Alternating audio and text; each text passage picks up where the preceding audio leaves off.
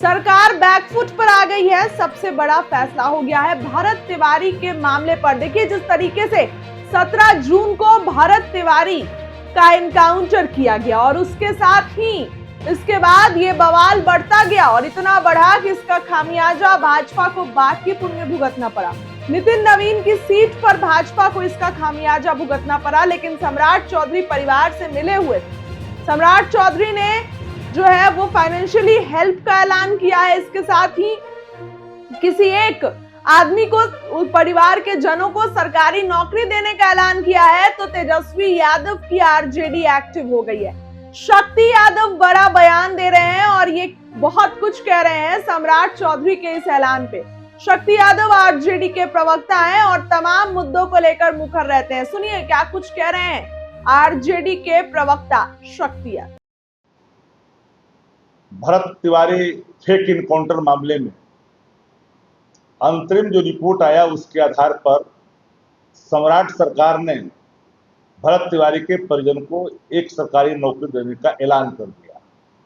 दबाव इसे कहते हैं। फेक इनकाउंटर तो और भी हुआ था बिहार में, लेकिन भरत तिवारी के मामले में जो वीडियो आए थे और जिस तरह से गोली मारी गई थी, चाहे जिनके इशारे पे गोली मारी जाए, क्या उन अधिकारियों तक जांच की आज पहुंचेगी? उन पर भी कार्रवाई होगी? 302 का मुकदमा उन पर भी चलेगा? हालांकि रामधन, उसके पहले रामधन यादव की फेक इनकाउंटर जो उनके परिजन का आरोप है भाई, थाने से पीछे ले जाकर के गोली मारी गई, लेकिन लोग उसको अपराधी घोषित कर दिया। इसलिए वो बेचारा आता था, बैकबेंचर सोसाइटी से आता था, कौन सुनने वाला है?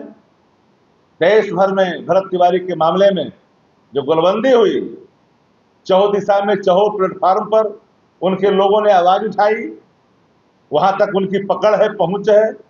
आखिर सरकार को झुकना पड़ा, सम्राट चौधरी को झुकना पड़ा। तो जब आपने मान लिया ये फेक इनकाउंटर है, तो आप बिहार की जनता से, देश की जनता से सम्राट चौधरी माफी मांगेंगे कि नहीं मांगेंगे? कार्रवाई करेंगे उन लोगों पर जिनके आदेश पर ये गोलियां चली?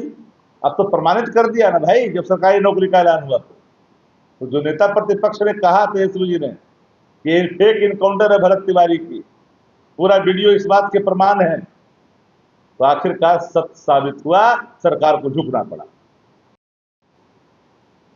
भरत तिवारी फेक इनकाउंटर मामले में अंतरिम जो रिपोर्ट आया उसके आधार पर सम्राट सरकार ने भरत तिवारी के परिजन को एक सरकारी नौकरी देने का ऐलान कर दिया। दबाव इसे कहते हैं। फेक इनकाउंटर तो और भी हुआ था बिहार में, लेकिन भरत तिवारी के मामले में जो वीडियो आए थे और जिस तरह से गोली मारी गई थी, चाहे जिनके इशारे पे गोली मारी जाए, क्या उन अधिकारियों तक जांच की आज पहुंचेगी? उन पर भी कार्रवाई होगी? 302 का मुकदमा उन पर भी चलेगा? हालांकि रामधन, उसके पहले रामधन यादव की फेक इनकाउंटर जो उनके परिजन का आरोप है भाई, थाने से पीछे ले जाकर के गोली मारी गई, लेकिन लोग उसको अपराधी घोषित कर दिया। इसलिए वो बेचारा आता था, बैकबेंचर सोसाइटी से आता था, कौन सुनने वाला है? देश भर में भरत तिवारी के मामले में जो गोलबंदी हुई, चौह दिशा में चौह प्लेटफार्म पर उनके लोगों ने आवाज उठाई, वहां तक उनकी पकड़ है, पहुंच है।